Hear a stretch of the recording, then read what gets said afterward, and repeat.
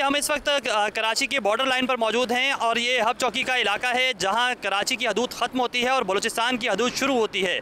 यहां से जो है वो ना सिर्फ कराची के अंदर मंशियात जो है वो दाखिल होती है, साथ साथ मुलजमान भी वारदातों के लिए कराची के अंदर दाखिल होते हैं और यहीं से एग्जिट होते हैं। हमारे साथ SSP केमाड़ी ही मौजूद हैं। यहाँ ना सिर्फ हम इन वारदातों के हवाले से या इस यूनिट के हवाले से बात करेंगे, बल्कि साथ साथ जो सुराग रसा कुत्ते यहाँ मौजूद हैं उनसे ये लोग कैसे काम लेते हैं, मुख्तलिफ जो मंशियात है वो कैसे पकड़ते हैं, जो मुलजमान हैं उनको ये पकड़ने का दावा भी इन्हीं जो है वो यूनिट से किया जाता है। तो इनसे जानते हैं। बताइएगा फैज़ान साहब, आप बता रहे हैं कि यहाँ इस यूनिट को आप मज़ीद एक्टिव कर देते हैं जब कराची में कोई वारदात होती है। बेसिकली कराची में जब वारदात होती है तो ये आपको पता है ये एक मेन एंट्री पॉइंट है, ट्रांजिट रूट है बलूचिस्तान से सिंध में आने का और कराची में आने का।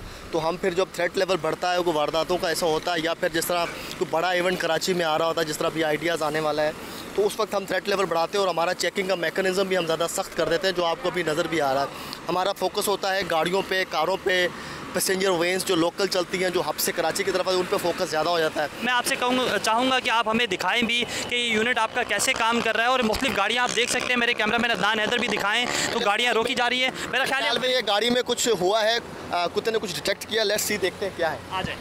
बिल्कुल, हम गाड़ी की तरफ जा रहे हैं। मुख्तलिफ गाड़ियाँ यहाँ रोकी गई हैं और उनको बाकायदा तौर पर चेक भी किया जा रहा है और साथ साथ एक गाड़ी को जो रोका गया है, SHO साहब जो यहाँ पर हैं वो ख़ुद भी मौजूद हैं, उनसे भी पूछते हैं इस गाड़ी में कोई मशकूक चीज़ आपने देखी है जो स्पेसिफिक इसको अलग किया है? ये शीशे इसके ब्लैक है, इसलिए हम रोकते हैं। शीशे ब्लैक फैंसी नंबर पे अभी डॉगी चेक करेगा, उसको सूंघ रहा है, चेक करेंगे, वो अभी बताएगा क्या है इसमें, क्या है बताएगा अभी।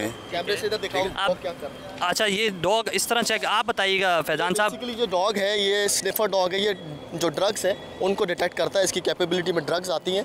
ये ज़रा चक्कर लगाएगा, जहाँ पे इसको थोड़ा सा मशकूक होगा ये जो है वहाँ पर बैठ जाएगा। इन कुत्तों की कैपेबिलिटी है कि ज़्यादा ये तकरीबन 1 घंटा जो है वो काम करते हैं, ठीक है। उसके बाद फिर इनको रेस्ट दिया जाता है, फिर हम इसकी जगह दूसरा कुत्ता आ जाता है। इसलिए हमने 8 कुत्ते रखे हुए हैं ताकि तब तमाम को जो है ना वो सबको जो है वो रेस्ट भी मिलता रहे और हमारा काम भी अच्छा होता रहे। और अभी आप देखेंगे अगर इसको कुछ चीज़ मिलेगी तो ये वहाँ पे बैठ जाएगा या वहीं पे खड़ा हो जाएगा या आवाज़ निकालेगा, जिससे अंदाज़ा होगा। बिल्कुल, ये इस गाड़ी में कुछ मशकूक चीज़ मौजूद है। हमने काफ़ी देर से यहाँ मौजूद हैं और मुख्तलिफ गाड़ियों को सर्च कर रहे हैं। इस गाड़ी का जो ड्राइवर है उसे भी जो है वो पुलिस ने साइड पर कर लिया और साथ साथ जो SSP केमाड़ी की टीम है वो इस वक्त इस गाड़ी को सर्च कर रही है। आप ये देख सकते हैं कि सिंध पुलिस की जानिब से ये जो K9 यूनिट है, इनका सुराग रसा जो कुत्ते हैं उनकी मदद से जो है वो तमाम तर सर्चिंग का अमल किया जा रहा है। और सर्च करने के बाद ये देखें आप, अभी इस वक्त जो है वो ये गाड़ी को जो है मुकम्मल तौर पर चेक किया जा रहा है।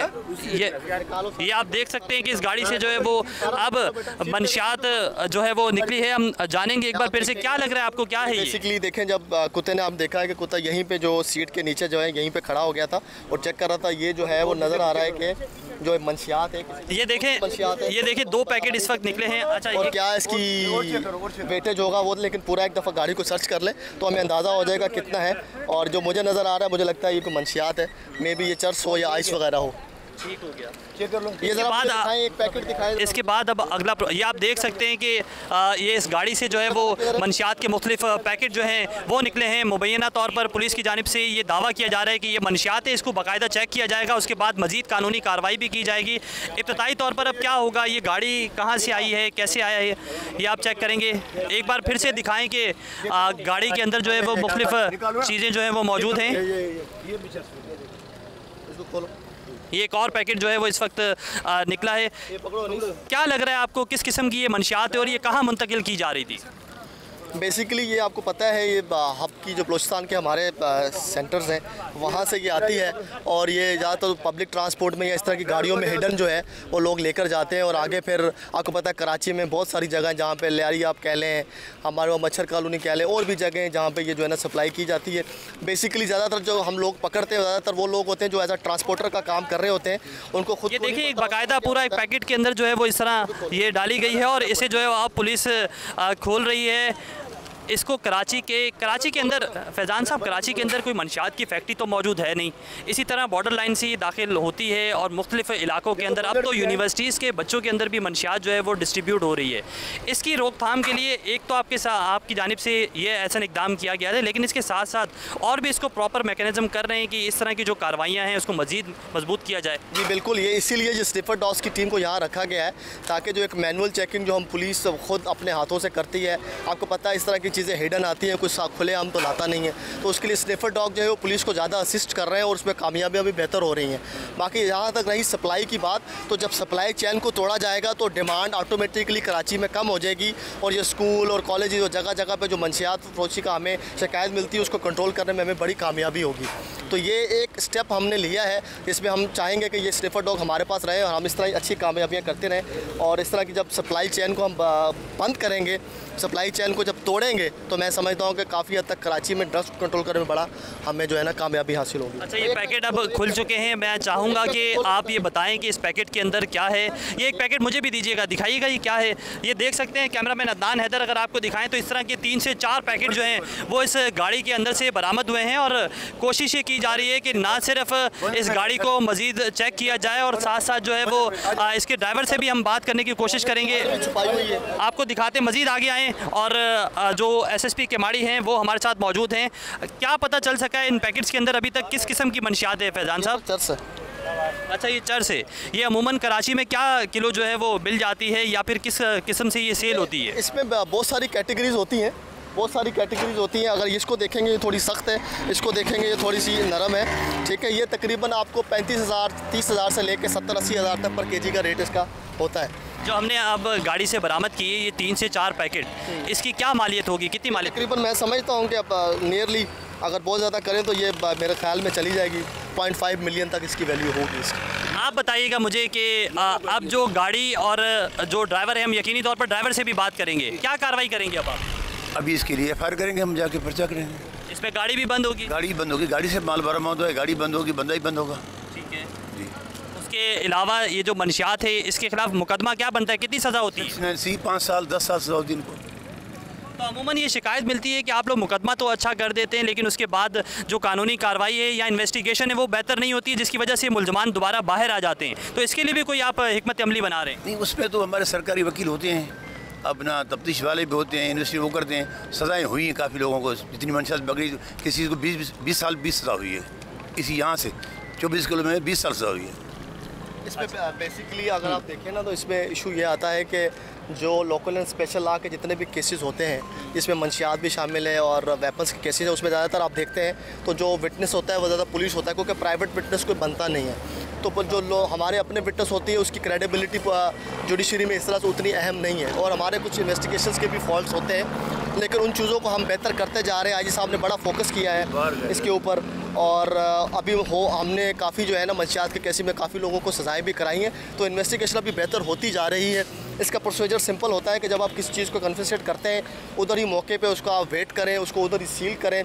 सील करने के बाद उसको जाके आप थाने में जो है ना वो प्रॉपर उसका चैन ऑफ कमांड को जो है ना वो ख़राब ना करें, चैन ऑफ कस्टडी जो होती है, और प्रॉपर FIR काटें। उसको वेट करने के बाद वो सारी चीज़ें IO के हवाले करें ताकि वो इसको आगे प्रोसीड कर सकें। इस गाड़ी के खिलाफ जो आपकी कार्रवाई बनेगी, क्या लगता है आपको कितनी सज़ा हो जाएगी इनको? देखें, गाड़ी तो इस केस के अंदर 7 बंद होगी क्योंकि रिकवरी गाड़ी के अंदर से हुई है, ठीक है। और जो ड्राइवर इस पर पकड़ा है उसको भी इंट्रोगेट करेंगे, इस चैन को भी देखेंगे पीछे से ये कहाँ से लेकर आया, आगे किसको इसने देनी थी, इसको क्या मिला, का ये खुद ड्रग सप्लायर है या ये सिर्फ ट्रांसपोर्टेशन का काम करता है। जो केस होगा उसके मुताबिक तो केस तो काफ़ी लंबा चलेगा। गाड़ी जो है अगर कोर्ट समझती है कि वो इस तरह की एक इलीगल एक्टिविटी में इस्तेमाल हुई है, लेकिन अगर इसका मालिक एक बॉन्ड जमा करा देता है गारंटी का कि दोबारा इस तरह नहीं होगा, तो फिर कोर्ट गाड़ी को रिलीज़ कर देती है। लेकिन जहाँ तक बात रही एक्यूज़ की जिससे मिला है उसका केस चलता है, उसको सज़ा होती है, वो डिपेंड करता है कि केस कितना अच्छा चला है और उसके अंदर उसको सज़ा कितनी होती है। हमने यहाँ कार्रवाई की, कार्रवाई में ये बाकायदा मंशियात पकड़ी गई। अगर ये नहीं पकड़ी जाती तो इसका क्या कराची के अंदर मुख्तलिफ नेटवर्क्स काम कर रहे हैं जो इसको आगे फ़रोख्त कर देते हैं, कैसे ये सेल हो जाती है? बेसिकली जो हमने यहाँ पे मोडस ऑपरेंडी को देखा है वो यही है कि जो भी होता है, ज़्यादातर जो लोग पकड़े जाते हैं वो बेसिकली ट्रांसपोर्टर होते हैं, जो थोड़े पैसों की लालच में आके वहाँ से पैकेज उठा लेते हैं या गाड़ी में छुपा के लाते हैं सिर्फ ट्रांसपोर्टेशन, और आगे उनको ये नहीं पता होता किस बंदे को देना है। सिर्फ उनको कॉल आती है, एक नंबर से वो बंदा आता है, उसे उठा ना वो उसका नाम जानते हैं ना उसका एड्रेस जानते होते हैं। यही बेसिकली यही मोडस ऑपरेंडी अपनाई जाती है। ड्रग सप्लायर जो है वो खुद बड़े लोग हैं, वो बलूचिस्तान में खुद सेटल है, वो नहीं आते, वो अपने कारिंदों के थ्रू करते हैं। फिर ये जब किसी जगह चली जाती है तो फिर वहाँ से फिर ये डिपेंड करता है इसकी वहाँ पर डिमांड डिमांड कितनी उसके हिसाब से छोटी पुड़ियों में कन्वर्ट होकर जगह जगह छोटी छोटी जगहों पर ये बिकती है चोरी छुपे। अच्छा, इसका ड्राइवर क्या फ़रार हो गया है? ड्राइवर से हमें मिलवाएंगे, कौन है इसका ड्राइवर, ज़रा उसको बुलाइएगा, वो इस हवाले से क्या कहता है। गाड़ी उसकी अपनी है, ये भी हम जानेंगे। आप ये देख सकते हैं कि भारी जो पैकेट हैं वो इस गाड़ी के मुख्तलिफ हिस्सों से बरामद हुए हैं। ड्राइवर हमारे साथ मौजूद हैं, बताइएगा कहाँ से आ रहे हैं आप? चमन बॉर्डर से आ रहा चमन बॉर्डर से। अच्छा, इसमें क्या था? हूँ। ये किराए पे चरस ला रहा कहाँ लेके जाना था? हूँ। ये मच्छर कॉलोनी मच्छर में ले जाना था? किराए पे। कितने पैसे मिलते हैं आपको? ये 50,000 रुपये मिलते हैं इसके साथ। माल पहुँचाने का? जी जी। माल कितने का तकरीबन? इसका पता नहीं है, आपको किसने दिया वहाँ सप्लाई? वहाँ से पठान ने दिया। ये गाड़ी के मुख्तलिफ हिस्सों के अंदर ये पैकेट आपने छुपाए हुए थे। ये गाड़ी आपकी अपनी है, पहले तो ये बताएं। है रेंट की। रेंट की गाड़ी है, तो इसके लिए कोई पैसे मिले थे आपको? ये जो आप शहर के अंदर कहाँ लेके जा रहे थे, मच्छर कॉलोनी।